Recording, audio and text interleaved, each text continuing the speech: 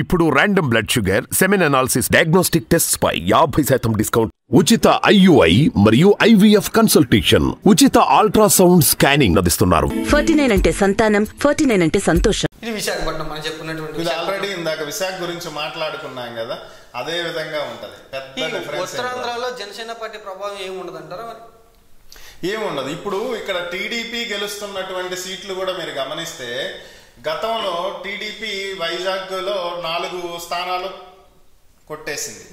So ఈ 4 స్థానాలు కూడా టీడీపీవే.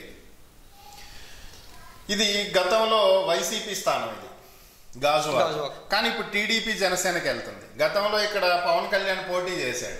ఇది టీడీపీ జనసేనకి ఎందుకు వెళ్తుంది? స్టీల్ ఫ్యాక్టరీ ప్రైవేటీకరణని వైసీపీ అడ్డుకోవట్లేదు అనేటువంటి కారణంతో ఇది టీడీపీకి వెళ్ళేటువంటి అవకాశాలు కనిపిస్తున్నాయి. ఇక భీమిలి ఆల్రెడీ అవంతి శ్రీనివాస్కి అక్కడ వ్యతిరేకత చాలా బలంగా ఉంది. సో ఇందాక మనం చూసిన 26 మంది ఎమ్మెల్యేల్లో ఆయన కూడా ఉన్నారు, ముత్తంశెట్టి శ్రీనివాస్.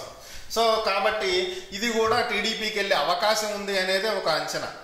సో ఈ గ్యారంటీగా వెళ్తాయి అనేది ఏం లేదు అక్కడ. సో మళ్ళీ ఈ వైసీపీకి కూడా వచ్చే అవకాశం ఉంది. అంటే ఇక టీడీపీ జనసేన అంటే గాజువాకలో మళ్ళీ పవన్ కళ్యాణ్ పోటీ చేసే అవకాశం ఉందంట. పవన్ కళ్యాణ్ అసలు ఎక్కడ పోటీ చేస్తాడో ఆయన ఇప్పుడు వరకు ఏ క్లారిటీ ఇవ్వలేదు కదా.